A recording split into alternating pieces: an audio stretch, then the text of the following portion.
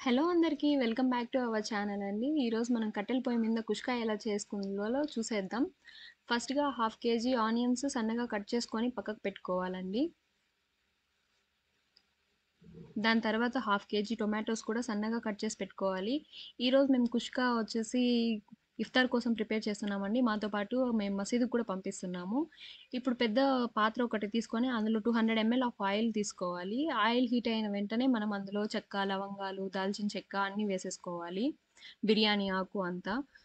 ఒక 2 మినిట్స్ తర్వాత కట్ చేసుకున్న ఆనియన్స్ అన్నీ వేసేసుకొని ఇప్పుడు ఆనియన్స్‌తో పాటుగా పచ్చిమిర్చి కూడా వేసేసుకుందాం. 5-10 పచ్చిమిర్చి తీసుకున్నాను నేనిక్కడ.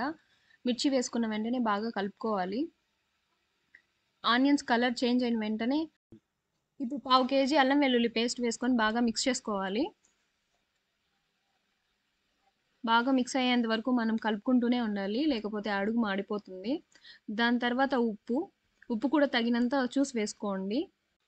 ఇక్కడ నేనైతే రాళ్ళ ఉప్పు తీసుకుంటున్నాను. మీ దగ్గర రాళ్ళ ఉప్పు కనుక లేనట్లయితే సాల్ట్ కూడా యాడ్ చేసుకోవచ్చు. నో ఇష్యూ అండి.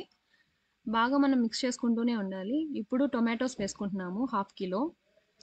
టొమాటోస్ కూడా బాగా కలుపుకోవాలి.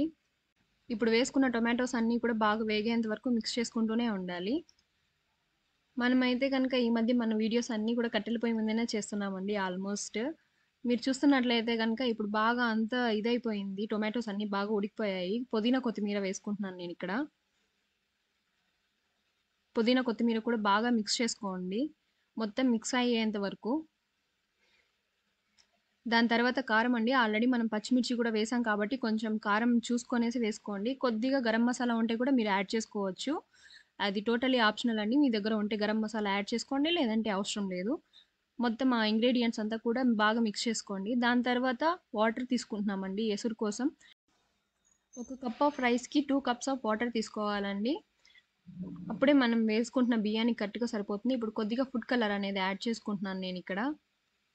మీ దగ్గర ఫుడ్ కలర్ ఉంటే యాడ్ చేసుకోండి. లేదంటే కూడా అవసరం లేదు. ఇప్పుడు మూత పెట్టుకునేసి ఎసురొచ్చేంత వరకు వెయిట్ చేయాలి. ఎసురొచ్చిన వెంటనే మనం ముందుగానే కడిగి పెట్టుకున్న బియ్యాన్నయితే ఎసట్లో వేసుకోవాలి. ఇక్కడ మీరొకసారి ఎసురు రాకముందే మీరొకసారి సాల్ట్ అయితే చెక్ చేసుకోండి. ఒకవేళ సరిపోనట్లయితే కొంచెం సాల్ట్ అయితే యాడ్ చేసుకోండి. ఇక్కడ మేము మొత్తంగా అయితే 3 కేజెస్ ఆఫ్ రైస్ తీసుకుంటున్నామండి. ఎందుకంటే చెప్పాను కదా ఆల్రెడీ నేను ముందుగానే ఇఫ్తార్ కోసం అనేసి నేను మసీదుకైతే పంపిస్తున్నాను. ఇక్కడ మనం 10-12 మెంబర్స్‌కి సఫిషియెంట్‌గా సరిపోయేలా అయితే మనము కుష్కా రెడీ చేసుకుంటున్నామండి. కుష్కాతో పాటు చికెన్ కర్రీ అండ్ పుదీనా చట్నీ కూడా ప్రిపేర్ చేసాము. ఆ వీడియోస్ నెక్స్ట్ అప్‌లోడ్ చేస్తాము. మూత పెట్టేసి కొంతసేపు ఉడకనియ్యాలి బియ్యం వేసి. ప్లేట్ తీసేసి మధ్య మధ్యలో కలుపుకుంటూ ఉండాలి. 2-3 మినిట్స్ గ్యాప్‌లో మనం క్లోజ్ చేస్తూ, ఓపెన్ చేసి కలుపుకుంటూ అయితే ఉండాలి. ఎందుకంటే లేదు మనం కలుపుకోకపోయినట్లయితే కనుక కింద అంతా అడుగు మాడిపోతుంది. సో, మధ్య మధ్యలో మనం ఓపెన్ చేసి ఫుడ్‌ని అయితే కలుపుకుంటూ ఉండాలి రైస్‌ని. చూస్తున్నారు గదండీ! మన కుష్కా ఆల్మోస్ట్ అయితే రెడీ అయిపోతా ఉంది. మధ్య మధ్యలో అయితే కలుపుకుంటూ అయితే మనం ఖచ్చితంగా ఉండాలి. అలానే ఎక్కువ గనుక కలిపేసారంటే కూడా మొత్తం అంతా బియ్యం నూకలాగా అయిపోతుంది. తినడానికి అంత టేస్ట్‌గా అనిపిచ్చదు. కలుపుకుంటూ చూసుకుంటూ ఉండాలి. ఎక్కువ గూడా కలపకూడదు మధ్యలో మనము. చూసారు గదండీ! ఆల్మోస్ట్ మొత్తం మనం కుష్కా అయితే అయిపోయింది 100%. మీకు మా వీడియోస్ గనుక నచ్చినట్లయితే please do like, share and subscribe. మరిన్ని వీడియోస్ పెడుతూనే ఉంటామండి మా ఛానల్‌లో.